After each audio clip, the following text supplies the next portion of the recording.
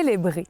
Du latin celebrare, le verbe célébrer réfère au sacré, à la cérémonie, au rituel. De la louange, célébrer les mérites de quelqu'un, à la cérémonie solennelle, célébrer un mariage, en passant par la commémoration d'un événement, célébrer un anniversaire, la célébration est devenue, par extension au Québec, un synonyme de fête. C'est vrai qu'il y a quelque chose d'éminemment rassembleur et de joyeux dans l'action de célébrer. Et quand des gens heureux se rassemblent et que toutes les joies se contaminent entre elles, toutes les raisons deviennent bonnes pour célébrer. Ça devient un genre de cercle vertueux. On se rassemble pour célébrer un événement, puis on finit par tout simplement célébrer le fait d'être rassemblés ensemble. Et on veut que ça dure pour l'éternité. Même si célébrer certains événements requiert énormément de préparation en amont, je pense que la célébration est aussi un art ou un état d'esprit prêt à porter, gratuit et peu demandant, à la manière d'une petite étincelle de gratitude sacrée qui nous accompagne dans notre quotidien et qui nous permet d'honorer la nature et les gens qui nous entourent. Aujourd'hui, je vous invite à célébrer avec moi quelques-uns des 1001 visages de ma communauté.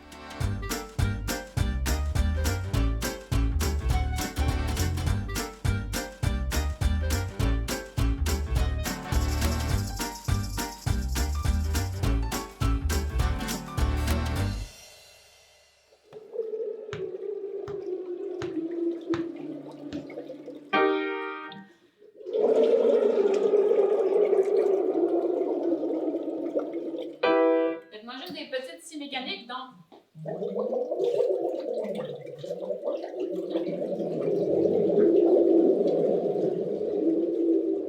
J'ai jamais vraiment chanté, j'ai pas fait de concours de chant ou j'ai fait des petits concours comme de lip-sync, puis j'ai fait partie d'une petite chorale enfant aussi, là, mais jamais plus. Là. Mais j'ai toujours aimé chanter. Quand j'étais monitrice de camp de jour, c'était moi qui partais les chansons, puis ça a tout le temps été quelque chose que j'aimais là, chanter. C'est vraiment une passion pour moi, là, faire partie du chœur. Moi, c'est Annick Buteau et je fais partie du chœur gospel de l'École de musique du Bas-Saint-Laurent.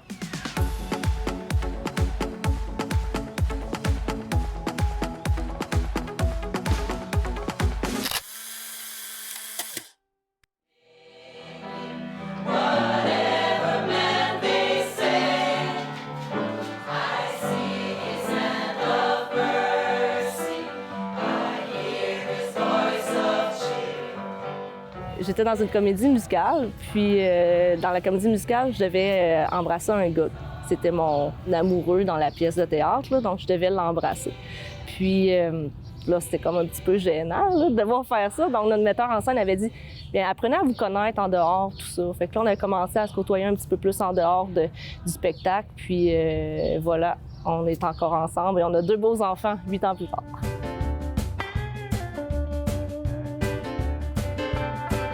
C'est sûr qu'avoir ma toche de gospel dans mon garde-robe, c'est quand même un objet inusité. On est autant, dans le fond, dans le gospel que dans le pop. Dans le fond, ce qui unit les 2 univers, c'est l'énergie puis aussi la beauté des harmonies.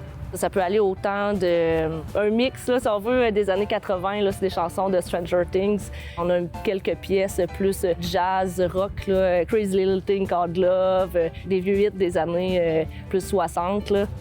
L'énergie, c'est encore dans le festif. Là. Puis dans le gospel, on a aussi des chansons qui sont quand même plus douces, qui viennent nous chercher, que c'est beau, c'est nouveau vocal, là, que c'est autant énergique, mais un autre type d'énergie. Là. Mais il y a aussi des chansons que c'est plus on se tape dans les mains, comme le gospel classique. C'est vraiment plaisant, puis ça nous unit comme groupe, puis ça nous permet de transmettre notre passion. Puis souvent, suite à ces événements-là, bien, il y a des gens qui se joignent à nous après parce que ça a l'air trop plaisant, puis on a trop de plaisir. Je ne veux pas dire que nous, c'est vraiment plus le fun, mais je veux dire, on a vraiment beaucoup de plaisir, puis je pense que notre énergie est vraiment contagieuse.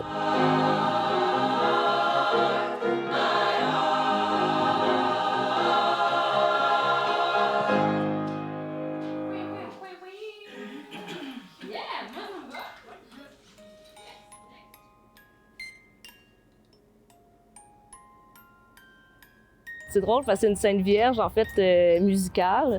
Une Sainte Vierge et son enfant, là, que malheureusement, mes 2 petites tornades à la maison ont fait tomber la tête, là, mais ça reste quand même vraiment important pour moi. C'est un objet qui appartient à ma grand-mère, puis elle me l'a offert, là, ça a toujours été chez elle. Puis Moi, ma grand-mère, dans le fond, était vraiment très pratiquante, là. Je me suis fait garder chez ma grand-mère toute mon enfance.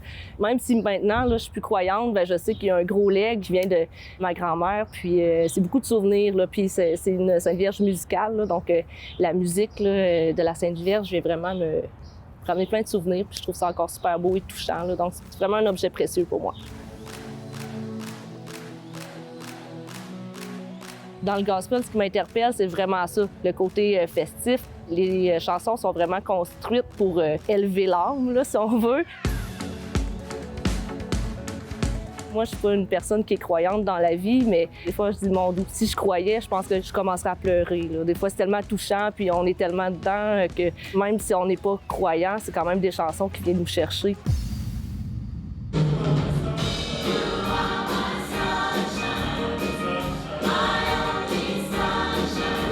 Vivre pleinement, c'est une phrase en fait que m'a dit mon chum quand je l'ai rencontré, qui voulait vivre des moments à plein. Puis c'est vraiment ça qui m'a séduite aussi, là. Puis c'est ce qu'on essaie de faire le plus possible, là, vivre des moments à plein, profiter de chaque moment aussi, là. C'est pas toujours des choses exceptionnelles, mais juste profiter pleinement de tous les moments qu'on vit, là. C'est vraiment ça qui me rejoint.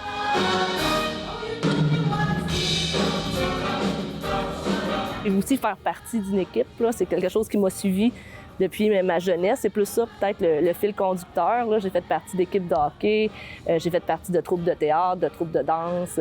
Joindre un chœur, encore un groupe, là, c'est ce qui me rejoint aussi.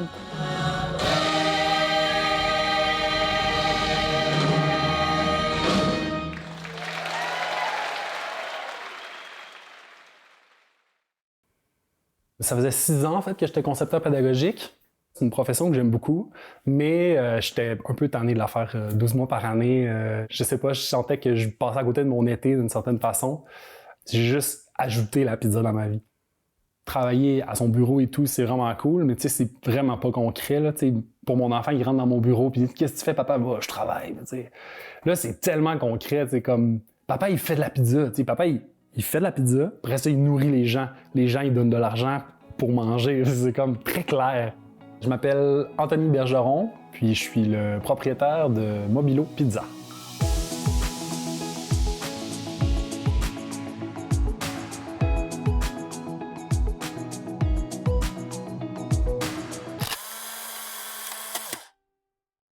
Moi et mon pote, on n'avait pas une scène, puis vraiment pas d'argent. Mais tu sais, des fois, les gens ils disent « Ah, je suis parti en vacances, en voyage, j'avais pas d'argent. » Je suis comme, nous, on est parti en voyage, puis on avait 0 argent. Éventuellement, on s'est fait embarquer sur un bateau de pêche. Puis le pêcheur, il dit « Je vais prendre une photo de vous, c'est trop malade, on a fait la pêche miraculeuse. » t'sais. On a juste comme sorti 95 maquereaux en une demi-heure. T'sais. Il sort un espèce de vieil appareil, puis c'est comme à roulette. Là, il prend une photo de nous, je suis comme « Ah cool, on la verra jamais cette photo-là. » Puis là, il dit « Donnez-moi votre adresse. » Puis il nous l'a envoyé la photo. Fait que je trouvais ça vraiment malade parce que on l'a reçu, là, puis c'est comme le seul souvenir de tout ce voyage-là qu'on a, c'est cette photo-là. On a vraiment pêché plein de maquereaux, puis là, le monsieur était comme « Ah, je vais vous en donner et tout. » Puis là, on était comme « Mais tu sais, nous, on n'a rien, là. On est en backpack, là. On n'a aucune idée quoi faire avec ça. » Puis là, j'appelle la dame chez qui on habite. Tu sais, nous, on payait pas pour être là. Elle nous a fait un festin de maquereaux, tu sais, acadiens et tout. Là. Fait que c'était juste débile, puis elle a nourri toute l'auberge avec ça. Fait que j'étais comme, on est arrivé avec 0 argent, on a pêché, on est revenu avec du maquereau, puis là, on a comme partagé ce full beau moment-là ensemble. Fait que quand j'ai commencé à réfléchir à faire un changement dans ma vie et tout, ben, c'est juste venu vraiment naturellement comme « Hey, je pourrais nourrir ma communauté, je pourrais mettre de l'avant les produits locaux, puis ben, faire de la pizza. » Je me souviens, mettons, c'était ma fête, je disais à ma blonde, j'étais comme, tu sais, elle était là, bon, veux-tu aller au restaurant, nanana. J'étais là, non, je voudrais comme faire de la pizza pour tout le monde. Comme, invite le plus de monde possible, puis je vais faire de la pizza, puis c'est ça mon cadeau, tu sais, de pouvoir faire de la bouffe aux gens. Parce que, tu sais, au fond, c'est moi, là. Tu sais, cette cuisine-là, c'est juste moi. Puis le canevas, c'est la pizza, mais tu sais, ça pourrait être autre chose, ça aurait pu être un tacos. La pizza, c'est juste un canevas qui me permet d'exprimer plein de facettes de ma personnalité, tu sais. Ça s'appelle Mobilo Pizza. J'en suis le propriétaire plongeur principal. Plongeur parce que ça fait comme de la vaisselle, mine de rien. Je me déplace dans les événements communautaires, culturels, dans les marchés gourmands de la région de Portneuf. C'est une façon pour moi de sortir, de faire des activités, de voir du monde, d'être à l'extérieur, travailler de mes mains aussi. Ce que j'essaie de faire, c'est de rentrer en contact avec les producteurs locaux qui vont être au marché, puis pouvoir cuisiner leurs produits à eux. Il y avait un monsieur qui faisait du jerky de sanglier, puis j'en avais acheté comme 25 paquets, tu sais. Puis il dit, mais qu'est-ce que tu vas faire avec ça? Je dis, je vais mettre ça sur une pizza, tu sais. Puis il dit, voyons donc, tu vas mettre ça sur une pizza. Puis j'étais comme, OK, c'est sûr que je mets ça sur une pizza. Je trouve que c'est une façon, en fait, de mettre en valeur leurs produits à eux. Ça me permet aussi de parler d'eux. Moi, j'y gagne, puis lui, il gagne aussi, tu sais. J'ai envie de garder le produit accessible parce que mon objectif là-dedans, c'est d'encourager les producteurs, les productrices, mais c'est aussi de permettre à tout le monde d'y goûter. De passer le message, d'une certaine façon, qu'on peut manger local puis que ça peut être accessible. C'est de capturer le moment, en fait. Hein? C'est de capturer l'été. Judith, ma conjointe, elle est maraîchère.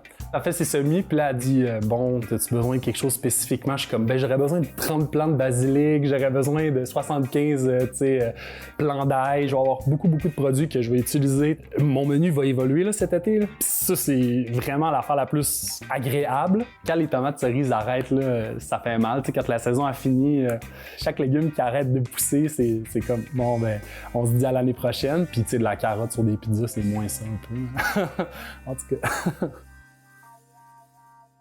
Nous autres, il y a 2 ans et demi, on a quitté Montréal. On cherchait un endroit, puis Portneuf, Deschambault, ça revenait souvent. Ici, il y a un magasin général, on a un petit café, on a une boulangerie, il y a une chocolaterie, il y a une poissonnerie. Donc, on a choisi Deschambault-Grondines. Mais c'était vraiment au pif, tu sais. Puis là, ma mamie, elle m'a annoncé que tous nos aïeux venaient d'ici. Mais moi, je ne le savais pas. Elle m'explique que, grosso modo, pendant comme 350 ans, non seulement ils étaient ici, mais c'était des personnes vraiment influentes et importantes dans Grondines. Ils ont été seigneurs de Grondines pendant comme 200 ans. Mais moi, je ne savais pas.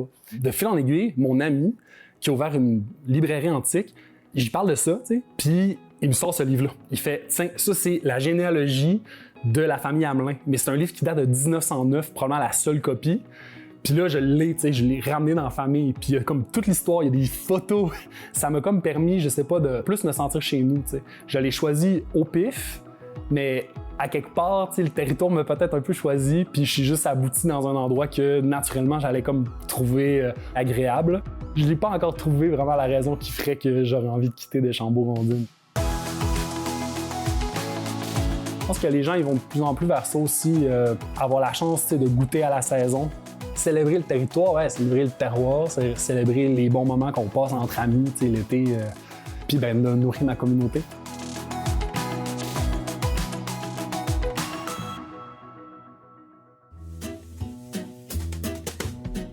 Est-ce que vous avez célébré quelque chose dernièrement? Oui.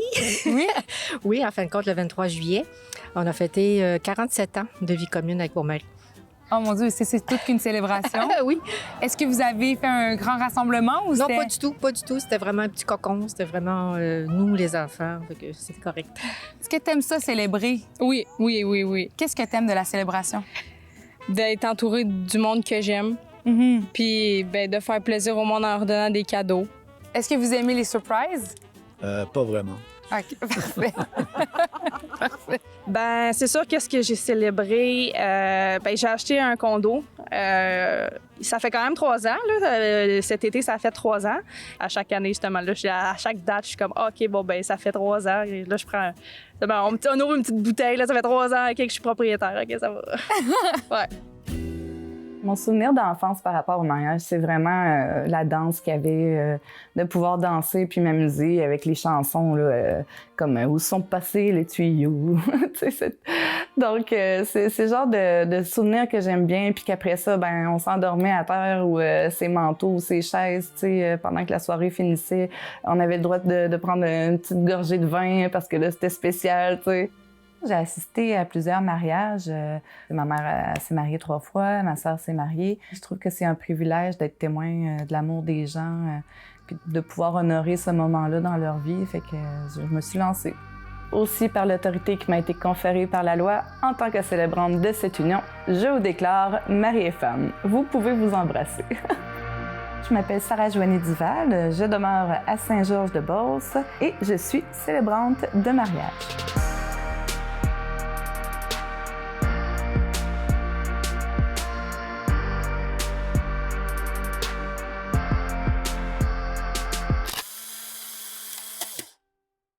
Moi, en fait, j'aime beaucoup les tortues. Je connecte beaucoup avec la sagesse de la tortue, fait que j'ai des tortues partout. Ma mère, elle me disait souvent que j'étais comme une tortue, que j'étais lente comme une tortue. Puis je m'en suis servi comme force, en fait, maintenant. Puis lentement, mais sûrement, c'est sûr que d'appliquer ça dans l'amour, c'est un bonus parce que on prend le temps de se connaître petit à petit. On construit tranquillement une base solide ensemble pour avoir des bonnes fondations dans la relation. Le mariage doit être vraiment une continuité de cet amour-là et non une tentative, si on veut, d'attacher l'autre. Donc ça, moi, je trouve que c'est important aussi. S'engager dans la relation sans attacher l'autre, pour moi, c'est la plus belle preuve d'amour. Mon rôle, en fait, c'est de remplir tout ce qui est documentation légale. C'est moi qui vais lire la cérémonie. Je dirais que chaque cérémonie et chaque endroit est unique, puis le but de la cérémonie, c'est pas de dire, bon, ben voici la cérémonie, vous devez la prendre telle quelle. Au contraire, moi, plus qu'elle est personnalisée, plus qu'elle est ajustée selon les désirs du couple, selon leur personnalité, ben plus que c'est magique. Tout a changé, tu sais, l'Église qui avait un certain modèle, là, donc de cérémonie et tout ça, mais nous, avec le Centre Amour et Mariage, ça a été épuré, ça a été ajusté. Et on sait que l'Église, c'était beaucoup dans le patriarcat. Donc, en amenant une cérémonie qui est plus civile, donc on va enlever un petit peu cet effet-là du patriarcat. Donc, on va aller vers une cérémonie beaucoup plus égalitaire, là. Puis, tu sais, nous, la cérémonie est aussi offerte là, aux couples homosexuels et tout ça, donc c'est accessible vraiment à tout le monde, là. Donc oui, il n'y a plus de tabou, puis c'est tant mieux comme ça. Je célèbre des mariages avec des gens qui peuvent être ensemble depuis 50 ans, puis qui décident, OK, ben là, on a 60 ans ou on a 70 ans, on décide de se marier. Donc oui, c'est arrivé. C'est arrivé que je célèbre le mariage là, de gens qui viennent d'un autre pays et tout ça. Par exemple, à un moment donné, ben, j'avais besoin d'un traducteur. Il y a un mariage aussi que c'était le chien, leur Golden, qui apportait les alliances. Je touche à toutes sortes de couples, toutes sortes de relations. Puis c'est ça qui est beau, cette diversité-là, en fait, de voir l'amour sous différentes formes. Moi, j'adore ça. Pour l'instant, j'ai pas l'intention de me marier un jour. Je suis pas fermée totalement à l'idée. Par contre, mon concept de l'amour personnel est un petit peu différent, si on veut, du modèle qu'on peut présenter dans la société. Je suis pas fermée, mais moi, si, mettons, je me marie un jour, là, je verrais plus ça comme sur le bord de la plage, puis sans nécessairement de papier Lego, là, tu sais, juste comme de quoi d'intime, puis de très simple, là, ça me représente assez bien comme ça. Ma mère, oui, elle s'est mariée 3 fois. Le premier mariage, j'étais pas née encore. Le deuxième et le troisième, oui. Donc, j'ai assisté à ces mariages. J'ai aussi été bouquetière au mariage de ma mère biologique parce que je suis adoptée. Le fait de se marier 3 fois, il peut avoir tellement plein de raisons. Tu sais, je veux dire, ma mère, son premier mariage avec mon père, ça n'a pas fonctionné. Ensuite, elle a retrouvé l'amour de sa vie. Malheureusement, il est décédé. Puis, c'est ça, elle a refait sa vie là, avec un autre homme. Là. Donc, tu sais, c'est des belles histoires. C'est pas une histoire, est-ce que je crois encore à l'amour malgré ça? En fait, j'y crois encore plus à cause de ça parce que justement, c'est de se servir des événements de la vie, en fait, comme tremplin pour aller toujours plus vers l'amour, je crois. Pour moi, c'est ça, un mariage, c'est la célébration de l'amour. Je crois aussi qu'on devrait célébrer l'amour tous les jours, pas juste la journée du mariage. Et c'est ça qui est important. C'est une étape, mais c'est une continuité aussi. Continuer tous les jours à honorer cet amour-là, cet engagement-là. Qu'est-ce qu'on pourrait écrire sur ma pierre tombale? L'amour est la réponse. L'amour est la réponse à tout. Je crois que ça serait ça qui pourrait être écrit sur ma pierre tombale. L'amour universel, l'amour pur du cœur, l'amour romantique, c'est vrai que c'est beau, mais tu sais, l'amour, c'est beaucoup plus que ça. C'est la célébration, c'est la fête, c'est la joie. On célèbre l'amour.